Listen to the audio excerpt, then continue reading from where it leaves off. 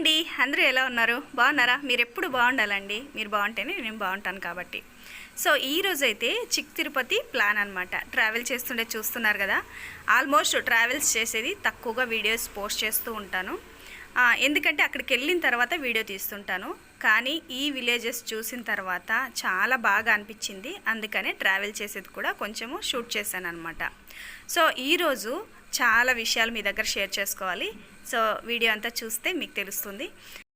వీడియోలోకి వెళ్ళిపోతే ఇక్కడ చిన్న చిన్న పల్లెటూర్లు ఉన్నాయి. ఎంత బాగున్నాయో నిజంగా. తెల్లవారుజామున బయలుదేరాము ఆ లొకేషన్కి, ఆ వెదర్కి.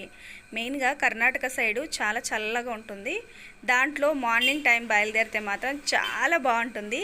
బైక్లో వెళ్ళాలి, ఇంకా బాగుంటుంది అనమాట. బస్సు ప్రయాణము కొంచెం ఒక సైడే వీడియో తీస్తూ ఉంటాము, అంత ఎంజాయ్ చేయలేం. కానీ బైక్లో వెళ్తే మాత్రం కంపల్సరీ ఎంజాయ్ చేస్తారు. తప్పకుండా ఒకవేళ ఇద్దరిద్దరు వెళ్ళేటట్టుంటే కినా బైక్లో వెళ్ళండి. నిజంగా వర్షాకాలం వెళ్తే మాత్రమే ఇంకా బాగుంటుంది. చాలా ప్లెజెంట్గా ఉంటుంది అనమాట లొకేషన్ అయితే. ఇప్పుడు కొంచెం ఎండాకాలం అనమాట, అందుకే ఇలా ఇంకా ఉంది. కానీ చాలా బాగుంటుంది. సో ట్రై చేయండి.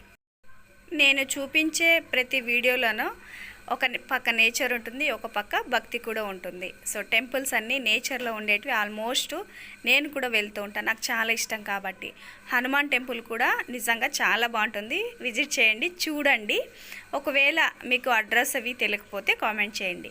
లక్ష్మీ టెంపుల్ కూడా అంతే, నిజంగా చాలా ప్రత్యేకంగా ఉంటుంది. ఆ తల్లి ఏది కోరినా ఇస్తుంది. మీకు ఎవరైనా తీరని కోరికలు ఉంటే కంపల్సరీ అక్కడికి వెళ్ళి ఒక కోరిక కోరుకోండి, ఖచ్చితంగా అవుతుంది.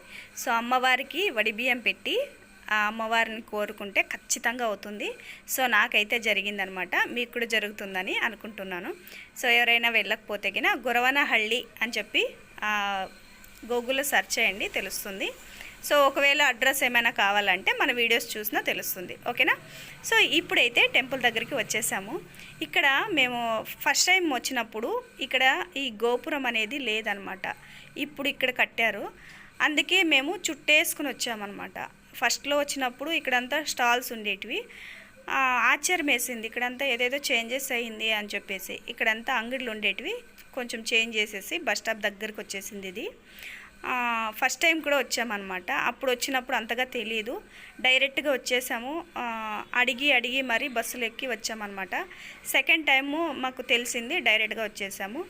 నెక్స్ట్ టైం బండిలో రావాలని కోరుకున్నాము. బండి అయితే తీసుకున్నాం, కానీ ఇప్పటి వరకు కుదరలేదు రావడానికి. ఈ స్టాల్స్ అయితే ఇట్లా లోపల కూడా ఏర్పాటు చేసుకున్నారు. చిన్న బొమ్మలు క్యూట్గా ఉన్నాయి. ఇలా గోపురం అయితే ముందు పక్క కూడా గోల్డ్ కలర్ కట్టారు కదా, నిజంగా గోల్డ్ లాగా ఉందండి, అంత బాగుంది. సో ఇంకా లోపలికి వెళ్దాము, ఆయన దర్శనం ఇంకా చేసుకుందాము. చిన్నపిల్లలు ఎంత ఓపికగా వెయిట్ చేస్తారండి దర్శనానికి. అందుకే పిల్లలకు కూడా సంస్కారం అనేది నేర్పాలి. అలాగే మన పద్ధతులు, సాంప్రదాయాలు కూడా పిల్లలకి చెప్పాలి, నేర్పించాలన్నమాట. సో టెంపుల్స్కి వచ్చినప్పుడు ఆ వైబ్రేషనే వేరే ఉంటుంది, ఎంత పాజిటివ్గా ఉంటుందో. సో మీరు కూడా ఎప్పుడైనా ఫీల్ అయ్యారా? అక్కడికి వెళ్ళిన తర్వాత ఓన్లీ ఫోన్లు తీసుకొని ఫొటోస్, వీడియోస్ తీసుకోవడమే కాదు, ఆ ప్లేస్కి వెళ్ళిన తర్వాత మనకి ముందుకి అక్కడికి వెళ్ళిన తర్వాత ఏం తేడా వచ్చిందో కూడా ఒక్కసారి గమనించండి, మీకే తెలుస్తుంది. ఫస్ట్ సారి వచ్చినప్పుడు ఇవన్నీ లేవన్నమాట. ఇక్కడంతా స్టాల్స్ ఉండేటివి కదా, ఇప్పుడు అంతా అరేంజ్ చేసి మరీ పెట్టారు. అయితే ఇక్కడ మేము మొట్టమొదటిసారి వచ్చినప్పుడు నిజంగా కొత్తగా అనిపించింది, ఇవన్నీ లేవన్నమాట. ఈసారి వచ్చినప్పుడు నాకు కొంచెం ఆశ్చర్యంగాను ఏదోలా ఉంది. సో ఈ టెంపుల్ అంతా ఇలా రెడీ చేస్తున్నారు, అంటే ఆల్మోస్ట్ పెయింటింగ్ కావచ్చు, ఏదో రిపేర్ ఏదైనా చేస్తున్నారేమో మరి. ఇంకా లోపలికి అయితే వెళ్తున్నాము. ఈ స్టార్టింగ్లో ఇలా ఉంది, తిరుపతిలో ఎలా కనిపిస్తుందో సేమ్ అలాగే ఉంటుంది. సో ఇక్కడికి వచ్చేసిన తర్వాత మనం లోపలికి వెళ్ళాలంటే ఇలా చుట్టేసుకుని వెళ్ళాలన్నమాట. అక్కడ దర్శనం ఒకేసారి మనకి ప్రదక్షిణ కూడా అయిపోతుంది. అలా వచ్చిన తర్వాత లోపలికి వెళ్ళాలి. ఇంకా అక్కడికి వెళ్ళిన తర్వాత కూడా చూపిస్తాను. సో మిస్ అవ్వద్దండి, మన టెంపుల్ని చూసేసి దర్శనం చేసుకోండి.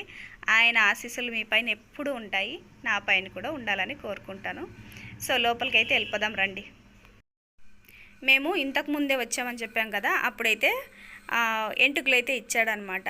సో ఈసారి ఇంకా అలా ఏం అనుకోలేదు, దర్శనం చేసుకు వెళ్దామని చెప్పేసి వచ్చాము. మేము అనుకున్న పనులు చిన్న చిన్న పనులని జరుగుతూనే ఉన్నాయి, అందుకని ఒకసారి ఆయన దర్శనం చేసుకుని వెళ్దామని చెప్పేసి వచ్చాము. నిజంగా చాలా పీస్ఫుల్గా ఉంది, పొద్దున్నే కదా చాలా బాగుంది. చిన్న చిన్న పిల్లలు ఎంత బాగా గోవిందా గోవిందా అని చెప్పేసి దర్శనంకి వెళ్ళేదారిలో అంటూనే ఉన్నారనమాట. నాకైతే ఇక్కడ తిరుపతి చూసినట్టే అనిపిస్తుంది. సో అందుకేనేమో చిక్క తిరుపతి అంటే తెలుగులో చిన్న తిరుపతి అంటారు, సో కర్ణాటకలో కాబట్టి చిక్ తిరుపతి అంటారు. మీరు కూడా ఎవరైనా దర్శనం చేసుకొని ఉంటే ఆల్రెడీ నాకు ఒక్కసారి కామెంట్ చేయండి. ఎప్పుడెప్పుడు ఆయన దర్శనం చేసుకుంటానా అని వెయిట్ చేస్తున్నాను నేనైతే. లోపలికి వెళ్ళి ఒక్కసారి ఆయన దర్శనం చేసుకొని ప్రసాదం తింటే ఆ తృప్తే వేరు, మళ్ళీ ఇంకే దాంట్లోనూ రాదు. ఈ గంటలు చూసారా, కదపడానికి కూడా కావట్లేదు, ఎంత పెద్దగా ఉన్నాయో ఎంత బరువు ఉన్నాయో. సో ఇలాంటి అదృష్టము ఇక్కడికి వచ్చిన తర్వాతే కలిగాయి అనమాట. ఫస్ట్ టైం వచ్చినప్పుడు నేను చూడలేదు, సెకండ్ టైం వచ్చినప్పుడు చూశాను అనమాట. ఆ రోజు హడావిడిగా వచ్చేసి వెళ్ళిపోయాము, ఎందుకంటే చాలా లాంగ్ జర్నీ, బెంగళూరు నుండి కొంచెం దూరమే ఉందన్నమాట. మేము రావడము మళ్ళీ నైట్ వెళ్ళిపోవడం జరిగింది. సో అందుకని ఈరోజు పొద్దున్నే వచ్చేసామన్నమాట. పొద్దున్నే వచ్చి దర్శనం చేసుకుంటే మనం త్వరగా ఇంటికి వెళ్ళొచ్చు, ఎందుకంటే మనకు బస్సుల సదుపాయం అనేది కొంచెం వెనుక ముందు ఉంటుంది కాబట్టి అందుకనే ఈసారి ఇలా ప్లాన్ చేసుకున్నాము. ఫస్ట్ టైం వచ్చినప్పుడు ఇబ్బంది పడ్డాం కాబట్టి సెకండ్ టైం వచ్చినప్పుడు కొంచెం పీస్ఫుల్గానే చూసుకున్నాము. ఇంకా టెంకాయ కొట్టుకుని దర్శనం చేసుకుని అయితే వచ్చాము. లోపల గర్భగుడి లోపల మనకి వీడియో తీయడానికి కుదరదు కదా, అందుకని ఇంకా ప్రశాంతంగా బయట వచ్చి ఇలా కూర్చొని కొబ్బరి అయితే తింటున్నాం. సో మీకు కూడా ఆయన దర్శనం కలగానే మన